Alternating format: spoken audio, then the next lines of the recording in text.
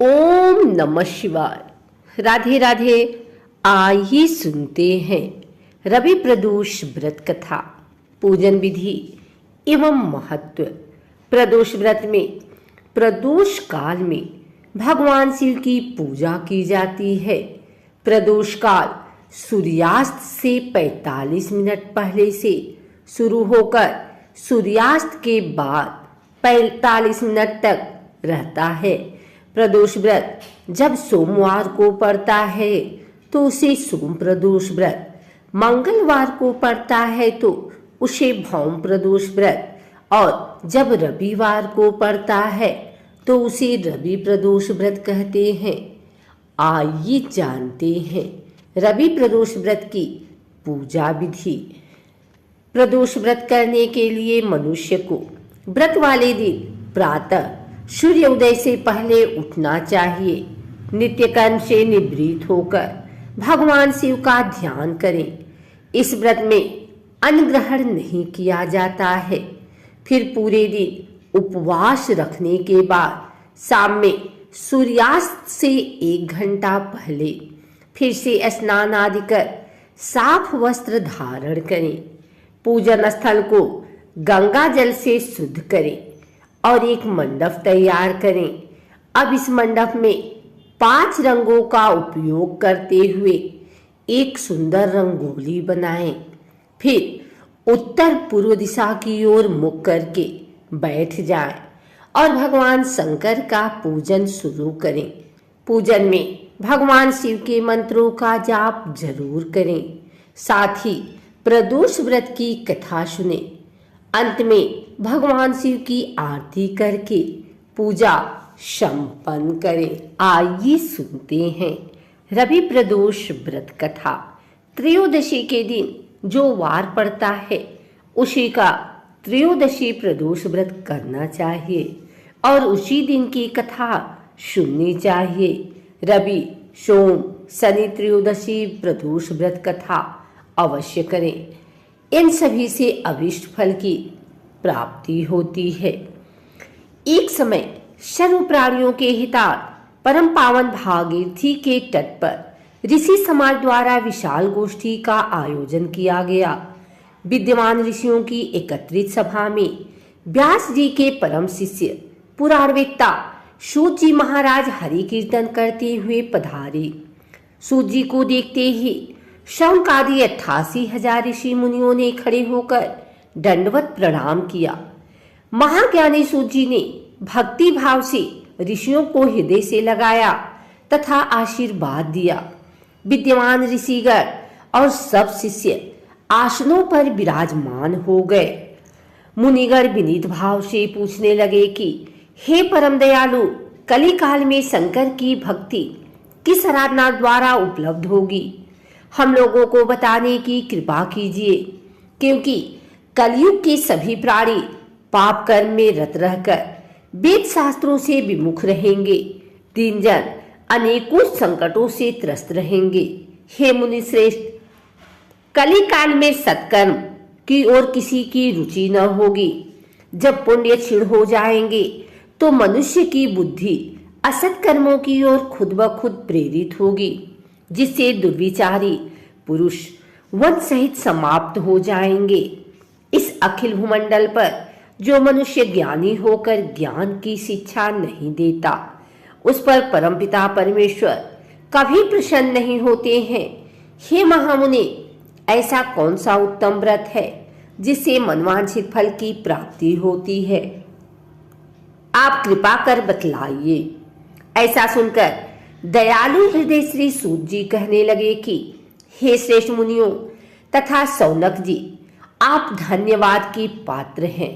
आपके विचार सराहनीय एवं प्रशंसनीय हैं। आप वैष्णव अग्रगण्य हैं, क्योंकि आपके हृदय में सदा परहित की भावना रहती है। इसलिए हे सौनक, शौनकादि ऋषियों, सुना, मैं उस व्रत को तुमसे कहता हूँ जिसके करने से सब पाप नष्ट हो जाते हैं। धन वृद्धि कारक, दुख विनाशक, सुख प्राप्त कराने वाला, संतान देने वाला, मनवांछित फल प्राप्ति कराने वाला, यह व्रत तुमको सुनाता हूँ, जो किसी समय भगवान शंकर ने सती जी को सुनाया था और उनसे प्राप्त यह परम श्रेष्ठ उपदेश मेरे पूज्य गुरु जी ने मुझे सुनाया था, जिसे आपको समय पाकर शुभ बेला में मैं सुनाता हूँ। बोलो उमापति शंकर भगवान की जय। सूत जी कहने लगे कि आयु वृद्धि स्वास्थ्य लाभ हेतु त्रयोदशी का व्रत करें। इसकी विधि इस प्रकार है। प्रातः स्नान कर निराहार रहकर शिव ध्यान में मग्न हो शिव मंदिर में जाकर के पूजा करें। पूजा के पश्चात अर्ध पुण्य त्रिपुर का तिलक धारण करें। बेलपत्र चढ़ावें, धूप दीप अक्षत से पूजा करें, ऋतुफल चढ़ावें। ओम नमः शिवाय मंत्र का रुद्राक्ष की माला से जप करें। ब्राह्मण को भोजन कराकर सामर्थ्य अनुसार दक्षिणा दें। सत्य भाषण करना परम आवश्यक है। हवन आहुति भी देनी चाहिए। इसके बाद मौन व्रत धारण करें। व्रती ओम ह्रीम क्लीम नमः शिवाय स्वाहा मंत्र का आहुति दें। इससे अभीष्ट फल की प्राप्ति होती है। व्रती पृथ्वी पर शयन करें, एक बार भोजन करें, इससे सर्व कार्य सिद्धि होते हैं। श्रावण मास में तो इसका विशेष महत्व है। यह सर्व सुख धन आरोग्यता देने वाला है। यह व्रत सभी मनोरथों को पूर्ण करता है। हे ऋषिवरों, यह प्रदोष व्रत जो मैंने आपको बताया, किसी समय शंकर जी ने सती जी को और वेद व्यास मुनि ने मुझको सुनाया था। शौनकादि ऋषि बोले, हे पूज्यवर महामते, आपने यह व्रत परम गोपनीय मंगलप्रद कष्ट निवारक बतलाया है। कृपया यह बताने का कष्ट करें कि यह व्रत किसने किया और उसे क्या फल प्राप्त हुआ। श्री सूत जी बोले, हे विचारवान ज्ञानियों, आप शिव के परम भक्त हैं। आपकी भक्ति देखकर मैं व्रती पुरुषों की कथा कहता हूँ। एक गांव में अतिदीन ब्राह्मण निवास करता था। उसकी साध्वी स्त्री प्रदोष व्रत किया करती थी। उसे एक ही पुत्र रत्न था। एक समय की बात है, वह पुत्र गंगा स्नान करने के लिए गया। दुर्भाग्यवश मार्ग में चोरों ने उसे घेर लिया और वे कहने लगे कि हम तुम्हें मारेंगे, नहीं तो तुम अपने पिता के गुप्त धन के बारे में हमें बतला दो। बालक दीन भाव से कहने लगा कि बंधुओं, हम अत्यंत दुखदीन हैं, हमारे पास धन कहाँ है। तब चोरों ने कहा कि तेरे इस पोटली में क्या बधा है।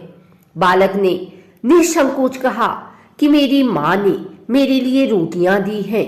यह सुनकर चोरों ने अपने साथियों से कहा कि साथियों, यह बहुत ही दीन दुखी मनुष्य है, अतः हम किसी और को लूटेंगे। इतना कहकर चोरों ने उस बालक को जाने दिया। बालक वहां से चलते हुए एक नगर में पहुंचा।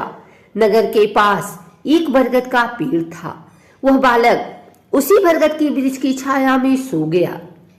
उसी समय उस नगर के सिपाही चोरों को खोजते हुए उस बरगद के वृक्ष के पास पहुंचे और बालक को चोर समझकर बंदी बना राजा के पास ले गए।